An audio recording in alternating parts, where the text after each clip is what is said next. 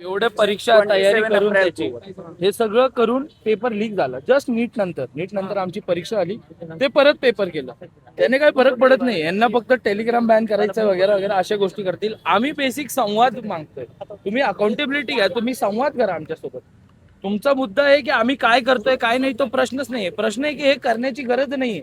मुद्दा आहे की तुम्ही बोला ना आमच्यासोबत. माध्यम नाहीये काही. माझ्या आणि सरकारसोबत बोलण्याचं माध्यम नाहीये काही. सरकार जंतर मंतरवरती बसलेले आंदोलन तेच तर प्रश्न आहेत ना आमचे. तेच तर प्रश्न आहेत आमचे. तेच तर आम्ही येतोय बाहेर मागतोय की भाई सांगा आम्हाला काय आहे. आमच्यासोबत बोला, संवाद घाला. नाही पण त्यांना फक्त त्यांच्या ऑफिसेस मध्ये बसून पायावर पाय ठेवून चहा प्यायचा, अजून ह्याच्या पलीकडे काहीच काम नाही. थँक्यू, धन्यवाद. जिंदाबाद जिंदाबाद. मागणी आहे तुमची, काय आंदोलन करताय? आणि देशभरात जे आंदोलनं सुरू आहेत कॉक्रोच जनता पार्टीचे आणि सोनम वांगचुकचे जे लढा आहे त्यांचा आम्ही पूर्ण समर्थन करतो आहे.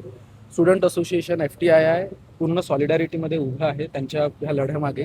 कारण की पेपर लीक होण्याची जी गोष्ट आहे ही फक्त काही ठिकाणीच नाही पण पूर्ण देशभरात पसरला आहे. इव्हन FTIचा जो आमचा पेपर होता तो पण आता काही दिवसांआधी लीक झालेला, आता परत एक्झाम झाली आहे.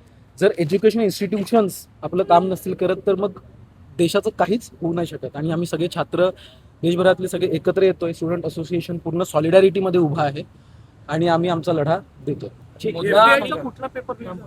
FTIचा जे एंट्रन्स एक्झाम जे होते दुसऱ्या वेळा झाला. सोनम वांगचुक 2 मिनिटं काय पेपर लीक झाला.